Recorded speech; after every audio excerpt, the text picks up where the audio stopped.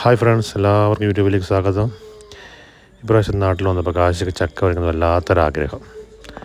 അപ്പോൾ അവൻ സ്വന്തമായിട്ട് ചക്ക പറിക്കാൻ പോവാണ്. അവനും അച്ഛനും കൂടെ ഏണിയും കത്തിയും എടുത്ത് ചക്ക പറിക്കാൻ പോയി. എന്താവോ കുറേ സമയമായി. കട്ട വെയിറ്റിങ്ങിലാണ് നമ്മൾ താഴെ.